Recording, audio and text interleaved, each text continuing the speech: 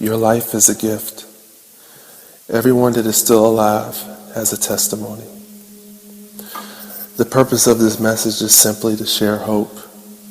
Hope that no matter what you are facing in life, you will survive. I was in Baltimore, Maryland, touring with a major recording artist when all of this happened. We were supposed to stay at the Hyatt Hotel downtown by the harbor, but all the rooms were taken because of a sporting event that was happening the same night.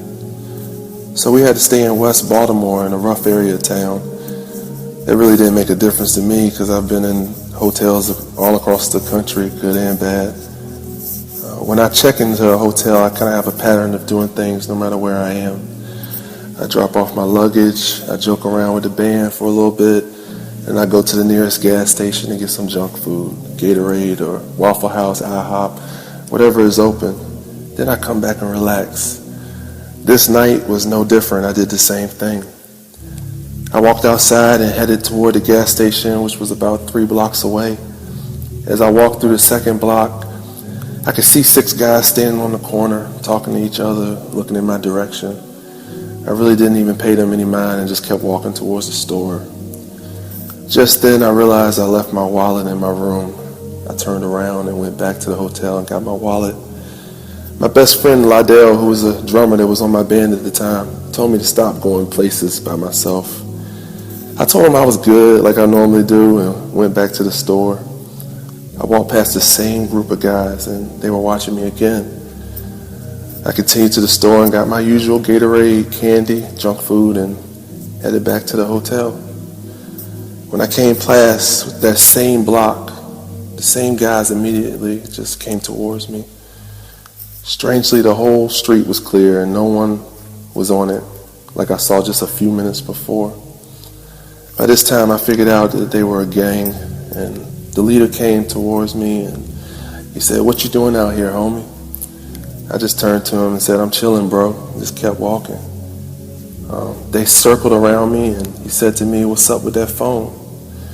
At this point, I knew it had nothing to do with the phone or nothing that I said or did had anything to do with what he was asking me. I figured they were going to rob me, so I didn't even respond. I just told him it was off and put it back in my pocket.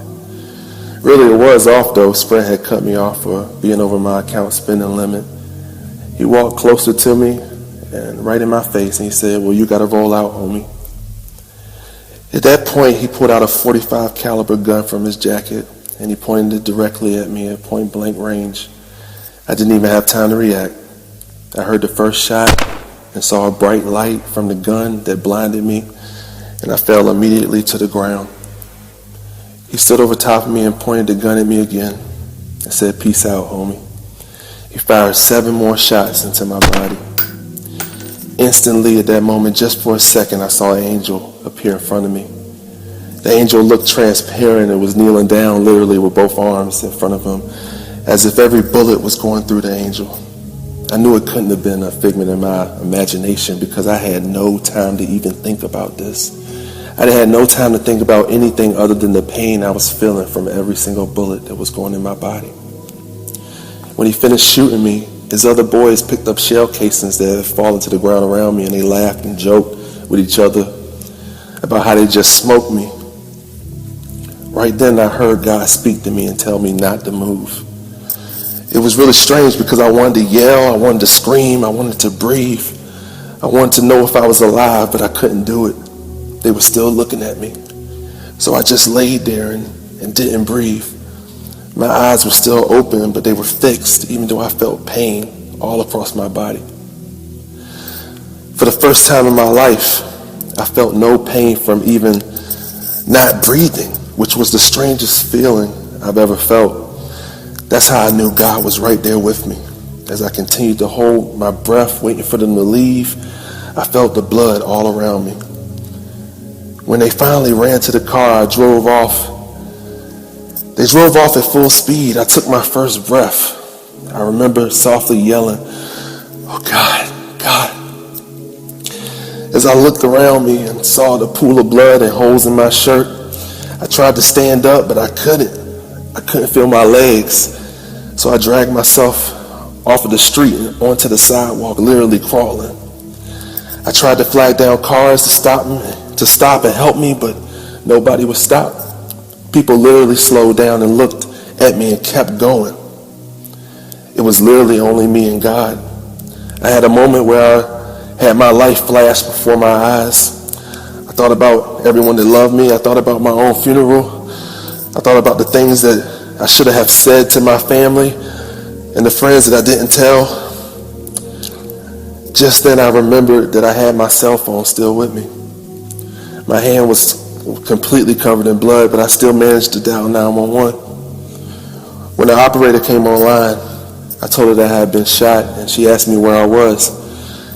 Thankfully, I was lying right next to a street sign so I could give her an idea where I was. She tried to keep me talking, but I really couldn't because I was losing my breath every minute that went past. Eventually, the police showed up, about 5 officers. One walked toward me. He asked me my name, how old I was, and that was the end of the conversation. After that, they drew lines around me and put up police tape and crime scene tape and set a perimeter. This is when my faith really had to step in, though. Even though all around me it looked like death, I had to speak life, and I began praying. There was nothing I could do but that. The ambulance got there eventually, and 7 minutes later, they loaded me in. Immediately, they began cutting off my clothes and hooking me up to all kinds of machines. This was the first time that I actually saw the gunshot wounds with my eyes, and at that moment, tears began to flow from my eyes. My body just looked dead. Looked like I shouldn't have been alive, but I was. I heard the EMT say to her partner, "I don't think he's going to make it." It hurt to hear those words coming from her, but I tried to hold on to life. By the time I got to the hospital, they rushed me down the hall into surgery. When I arrived in the room, it was like the strangest scene I ever seen. The room was lined with nurses, doctors, police, other hospital employees looking at me in disbelief, almost as if what they heard on the radio, my condition, they were stunned that I was alive. The lead doctor whispered in my ear, "I'm about to give you some anesthesia to put you asleep for the surgery. Can you sign this paper for me?" Oddly enough, I was able to sign it and did pretty good. I did so good that the doctor joked and said, for someone who's got shot all these times, you sure do have a good signature.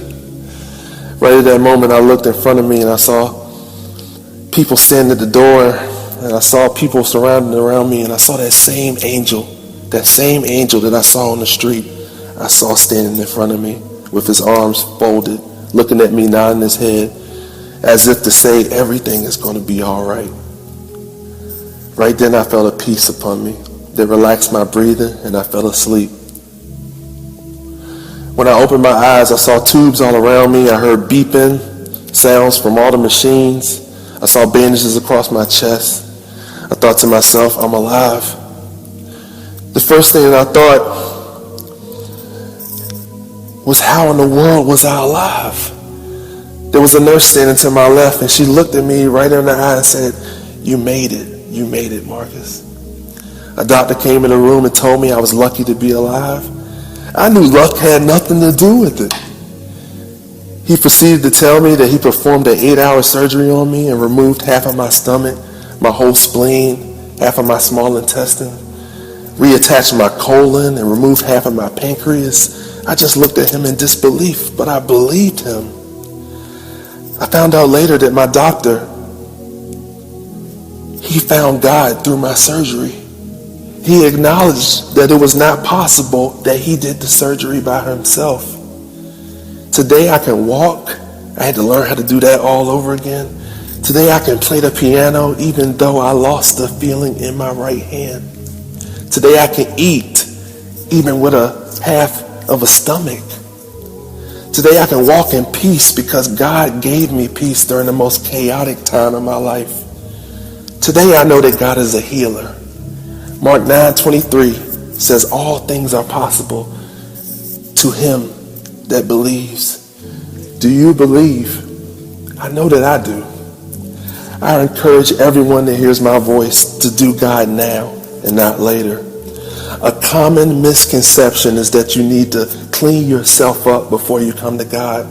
But the truth is, you just have to come to God and he will change you. God bless you all. God keep you. Remember that God is sovereign and bigger than every problem and every situation.